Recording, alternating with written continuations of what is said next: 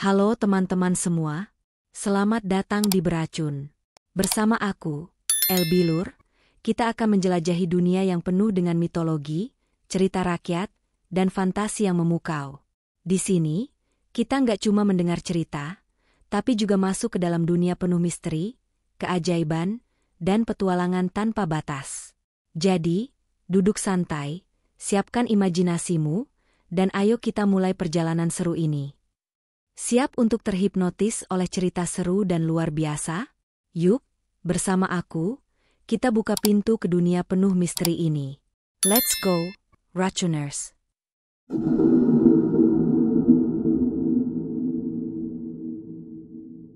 Pabrik yang tak terduga. Di sebuah sudut kota Pekalongan yang penuh warna dan aroma laut, berdiri kokoh sebuah pabrik minuman legendaris. Pabrik itu tampak sederhana dari luar, seolah tak ingin menarik perhatian lebih. Dindingnya yang tua berlumut, pintu besi berderit jika disentuh angin, dan cerobong asap kecil yang sesekali mengeluarkan uap tipis menjadi pemandangan sehari-hari. Namun, di balik dindingnya yang tebal dan mesin-mesin yang terus berdengung, tersembunyi kisah yang tak pernah terucap, sebuah rahasia yang hanya diketahui oleh segelintir orang. Pabrik ini bukan sekadar tempat produksi, melainkan saksi bisu perjalanan waktu. Suasana di dalamnya seolah membeku di masa lalu, dengan peralatan tua yang tetap berfungsi sempurna. Bau khas fermentasi bercampur dengan aroma rempah-rempah yang sulit diidentifikasi, menciptakan atmosfer yang misterius namun mengundang rasa penasaran. Suara mesin tua yang berdetak ritmis berpadu dengan gemericik air dari sumur tua di belakang pabrik, seolah-olah menjadi nyanyian abadi yang menjaga keseimbangan tempat itu. Jika seseorang cukup jeli mengamati, mereka akan menemukan detail kecil yang mengundang tanya. Sebuah lambang kuno terukir samar di salah satu dinding pabrik, simbol yang menyerupai ombak dan burung laut, tertutup sebagian oleh lapisan cat yang mulai terkelupas.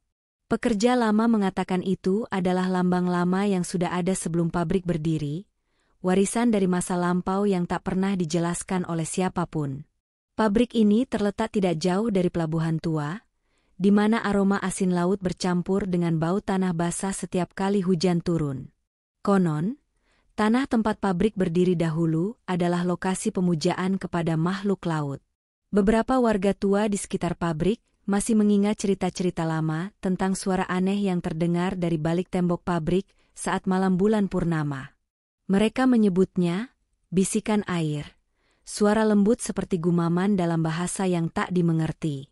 Meski tampak sederhana, pabrik ini memiliki arsitektur yang tak biasa.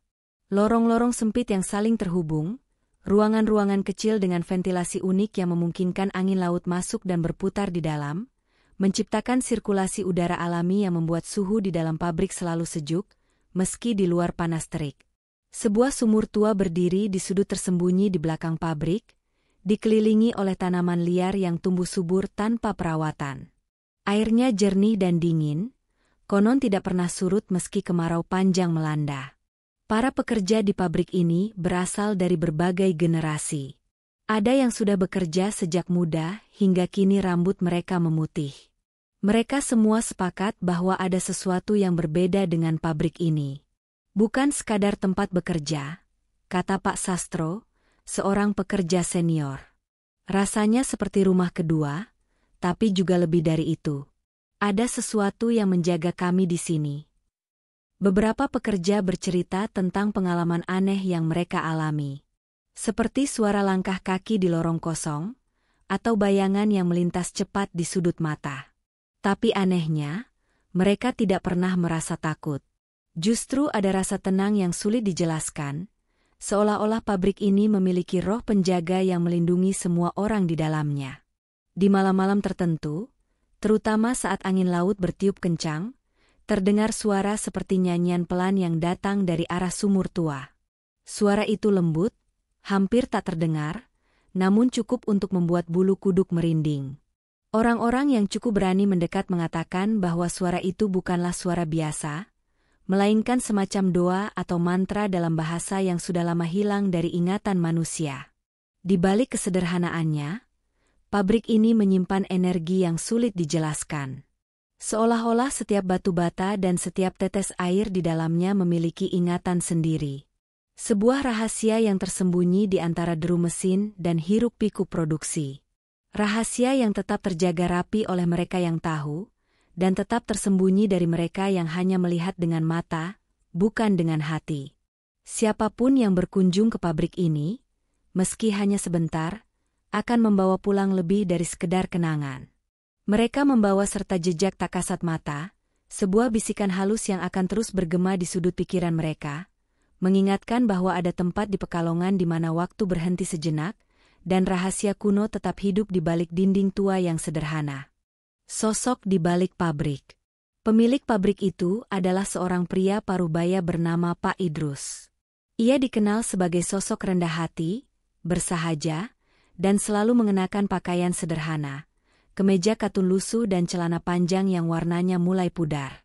Wajahnya penuh keriput, bukan karena beban hidup, melainkan karena sering tersenyum ramah kepada siapa saja.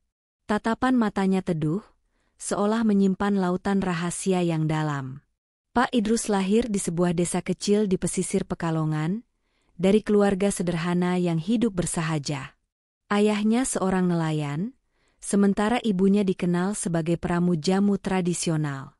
Sejak kecil, Pak Idrus sudah menunjukkan ketertarikan yang kuat terhadap air dan tumbuhan. Ia sering menghabiskan waktu di tepi pantai, mendengarkan bisikan ombak yang baginya terdengar seperti suara-suara kuno yang berbicara langsung ke hatinya. Seiring bertambahnya usia, Pak Idrus menunjukkan kecerdasan dan kearifan yang melampaui usianya. Ia memahami banyak hal tanpa perlu diajarkan secara formal. Orang-orang di desanya mulai memperhatikan keanehan kecil yang mengelilinginya. Tanaman yang ia tanam tumbuh lebih subur, air sumur yang disentuhnya terasa lebih segar, bahkan hewan-hewan di sekitarnya tampak lebih jinak ketika berada di dekatnya. Namun, rahasia terbesar Pak Idrus bukan terletak pada kebiasaannya yang unik, melainkan pada warisan darah yang mengalir di nadinya. Ia adalah keturunan langsung Dewi Lanjar, penguasa gaib pantai utara. Sebuah garis keturunan yang penuh misteri dan keajaiban, disembunyikan rapi di balik kehidupan sederhana. Ia mewarisi bukan hanya darah, tapi juga kekuatan dan berkah yang mengalir dalam setiap tetes minuman yang diproduksi pabriknya. Pak Idrus sering menghabiskan malam-malamnya di pabrik, berjalan di antara deretan mesin tua yang berdengung pelan. Dalam kesunyian, ia berbicara dengan suara lembut, seolah berdialog dengan entitas tak kasat mata. Konon, ia tidak sendiri. Ada kehadiran yang tak terlihat, sosok-sosok bayangan yang melintas di sudut mata, namun membawa perasaan damai, bukan ketakutan. Orang-orang yang bekerja di pabrik itu, kadang merasakan aura aneh namun, menenangkan saat berada di dekat Pak Idrus. Mereka merasa seolah beban mereka menjadi lebih ringan, pikiran lebih jernih, dan semangat kerja meningkat.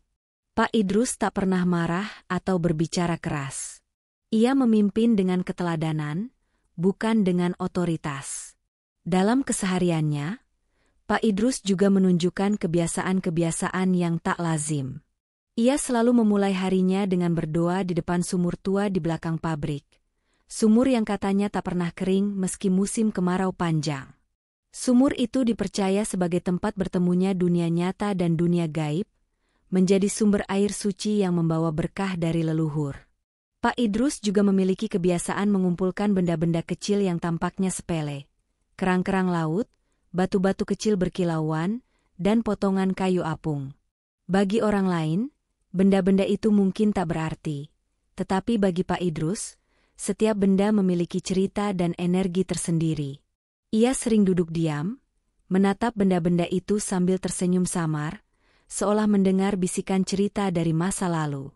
Kehidupan Pak Idrus yang penuh misteri ini, semakin memperkuat keyakinan para pekerja dan penduduk sekitar, bahwa ia bukan orang biasa. Namun, tak ada yang berani bertanya langsung. Semua memilih untuk menghormati rahasia yang disimpannya, menerima keberadaannya sebagai anugerah yang membawa berkah bagi pabrik dan komunitas mereka. Warisan tak kasat mata.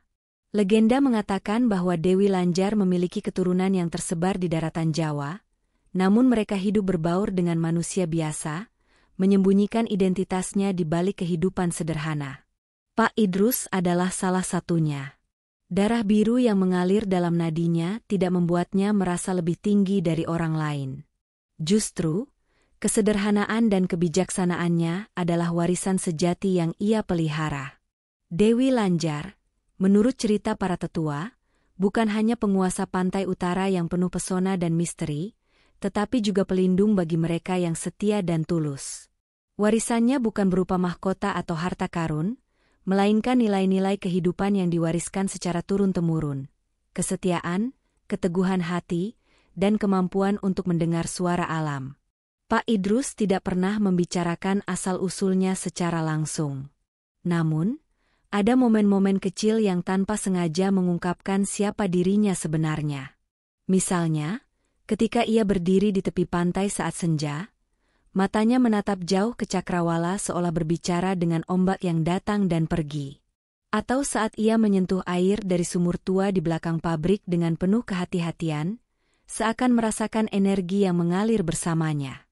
Sumur tua itu, yang terletak di sudut tersembunyi pabrik, adalah salah satu peninggalan leluhur yang tak banyak diketahui orang. Airnya jernih, bahkan lebih bening dari mata air pegunungan, dan rasanya segar dengan sentuhan rasa yang sulit dijelaskan. Pekerja lama percaya bahwa sumur tersebut diberkahi oleh kekuatan gaib yang berasal dari Dewi Lanjar sendiri. Mereka sering melihat Pak Idrus berdiri di sana, berdoa dalam bisikan pelan, entah kepada siapa. Ada juga kisah tentang bunga melati yang selalu mekar di sekitar sumur, meskipun tidak ada yang pernah menanamnya. Wangi melati itu seringkali muncul tanpa alasan, terutama saat malam bulan purnama. Beberapa pekerja pabrik bahkan mengaku mendengar suara gemericik air yang berbeda, seperti ada alunan musik lembut yang tidak berasal dari dunia ini. Selain sumur, pabrik itu juga memiliki ruang kecil yang jarang dikunjungi orang. Ruangan itu sederhana, hanya berisi meja kayu tua dan beberapa lilin yang tak pernah pada meski angin kencang menerpa. Disitulah Pak Idrus sering menghabiskan waktu sendirian. Tak ada yang tahu pasti apa yang ia lakukan di sana, tapi mereka yang pernah mendekat merasakan aura tenang dan damai, seolah berada di tempat suci. Pak Idrus percaya bahwa setiap tetes minuman yang dihasilkan pabriknya mengandung jiwa. Bukan dalam arti harfiah, melainkan energi positif yang berasal dari niat baik dan proses yang penuh ketulusan. Ia selalu menekankan kepada para pekerjanya untuk menjaga hati tetap bersih saat bekerja. Apa yang ada di hati kita akan mengalir ke dalam apa yang kita buat, katanya suatu ketika. Tak heran, minuman yang dihasilkan pabrik ini memiliki rasa yang tidak bisa ditiru. Banyak yang mencoba menyalin resepnya, tetapi mereka lupa bahwa rahasianya bukan terletak pada bahan-bahan atau teknik pembuatan, melainkan pada niat dan energi yang mengalir di setiap prosesnya. Beberapa orang luar yang penasaran mencoba menyelidiki pabrik ini. Ada yang datang sebagai jurnalis, ada juga yang mengaku sebagai peneliti industri minuman. Mereka semua pergi dengan cerita yang sama. Pabrik ini biasa saja, tetapi ada sesuatu yang sulit dijelaskan. Seperti ada roh yang menjaga, kata salah satu dari mereka dengan tatapan penuh teka-teki. Pak Idrus sendiri hanya tersenyum mendengar cerita-cerita tersebut. Baginya, warisan dari Dewi Lanjar bukanlah sesuatu yang harus diumbar. Ia memilih hidup sederhana, jauh dari sorotan, karena ia tahu bahwa kekuatan sejati tidak terletak pada pengakuan orang lain, melainkan pada bagaimana kita menjaga keseimbangan antara dunia nyata dan yang tak kasat mata. Perjalanan sang minuman. Awalnya, minuman itu hanya beredar di sekitar Pekalongan dan beberapa kota di Jawa. Pemasarannya dilakukan secara sederhana, bahkan lebih banyak mengandalkan dari mulut ke mulut. Namun, ada sesuatu yang berbeda dalam rasanya, sesuatu yang membuat orang merasa segar tidak hanya di tenggorokan, tapi juga di hati. Orang-orang mulai berbicara tentang rasa yang tak bisa dijelaskan, sensasi ringan seolah beban mereka terangkat setelah meneguknya. Warung-warung kecil di pinggir jalan, kedai sederhana di pasar tradisional, hingga pedagang kaki lima menjadi saksi bagaimana minuman ini mulai merebut hati masyarakat. Tidak ada strategi pemasaran modern, tidak ada iklan gencar di televisi atau media sosial. Namun, popularitasnya tumbuh seperti aliran air yang tenang namun pasti. Orang-orang mulai menceritakan pengalaman mereka tentang bagaimana minuman ini seolah membawa kenangan masa kecil atau memberikan semangat baru di tengah lelahnya hari. Suatu hari, seorang pedagang dari Semarang membawa pulang beberapa botol minuman itu. Ia memberikannya kepada kerabatnya di kota besar, dan tanpa disangka, minuman tersebut mendapatkan perhatian luar biasa. Dari situlah perjalanan minuman ini semakin meluas, menjangkau berbagai kota di Pulau Jawa. Setiap tempat yang disinggahinya, minuman ini selalu meninggalkan kesan mendalam. Banyak yang mencoba meniru, tetapi tidak ada yang bisa menyamai. Beberapa pabrik besar bahkan mengirim ahli untuk mempelajari proses produksinya secara diam-diam, tetapi mereka pulang dengan tangan hampa. Mereka mencoba meniru rasa, tetapi selalu ada yang kurang, seolah ada unsur tak terlihat yang hilang. Mungkin karena rahasia sejatinya bukan terletak pada resep atau teknik produksi, melainkan pada warisan tak kasat mata dari Dewi Lanjar yang mengalir dalam darah Pak Idrus. Distribusi minuman ini terus berkembang. Dari Jawa, ia merambah ke pulau-pulau lain di Indonesia. Tidak ada batasan, tidak ada hambatan. Di setiap tempat, minuman ini diterima dengan antusiasme yang sama. Keunikan rasanya menjadi jembatan yang menghubungkan berbagai budaya dan latar belakang. Orang-orang dari berbagai daerah merasa memiliki ikatan emosional dengan minuman ini, seolah ada cerita yang tersembunyi di setiap tegukan. Pak Idrus sendiri tidak pernah berambisi untuk menjadikan pabriknya sebagai perusahaan raksasa. Ia hanya ingin menjaga warisan yang dititipkan kepadanya, menjaga keaslian rasa, dan memastikan bahwa setiap botol minuman yang keluar dari pabriknya membawa kebahagiaan bagi siapapun yang meminumnya. Baginya, keberhasilan bukan diukur dari angka penjualan, melainkan dari senyum yang muncul setelah seseorang meneguk minumannya. Jejak yang abadi. Pabrik itu tetap berdiri kokoh hingga hari ini, bersaing dengan pabrik-pabrik besar di Indonesia, tanpa perlu sorotan berlebihan. Setiap kali minuman itu menyentuh bibir seseorang, tanpa sadar mereka merasakan sesuatu yang lebih dari sekadar rasa segar. Ada kenangan, ada nostalgia, bahkan ada kehangatan yang tak bisa dijelaskan. Di balik popularitasnya, ada kisah yang tersembunyi, terpatri dalam setiap tetes minuman. Pak Idrus, meski telah menua, tetap mengawasi setiap proses produksi dengan penuh perhatian. Ia berjalan perlahan di antara mesin-mesin tua, sesekali berhenti untuk menyentuh dinding pabrik, seolah merasakan denyut nadi kehidupan yang tak terlihat. Merek minuman ini mungkin sudah sering Anda konsumsi, mungkin bahkan menjadi favorit Anda. Tapi, pernahkah Anda berpikir tentang kisah di baliknya? Tentang pabrik tua di Pekalongan, tentang Pak Idrus dengan senyum hangatnya, tentang sumur tua yang tak pernah kering, dan tentang bisikan malam yang terdengar samar di antara deru mesin. Pabrik ini lebih dari sekedar tempat produksi. Ia adalah simbol ketahanan, warisan yang hidup melalui generasi. Setiap botol yang dihasilkan adalah cermin dari perjalanan panjang yang penuh rahasia. Seperti jejak kaki di pasir pantai yang perlahan menghilang tersapu ombak, kisah ini mungkin tak selalu terlihat, tapi jejaknya tetap ada, abadi dalam ingatan mereka yang mau merasakannya. Mungkin, lain kali saat Anda meneguknya, Anda akan merasakan sejumput keajaiban yang tak bisa dijelaskan dengan kata-kata. Atau mungkin, Anda justru mulai bertanya-tanya, apakah benar hanya itu rahasia di balik minuman ini, atau masih ada sesuatu yang lebih besar yang tersembunyi di balik sejarah dan legenda? Mungkin Anda akan merasa seolah diawasi, bukan oleh mata manusia, tetapi oleh sesuatu yang lebih tua, lebih bijak, dan lebih misterius, yang telah ada jauh sebelum pabrik ini berdiri, dan akan tetap ada lama setelahnya.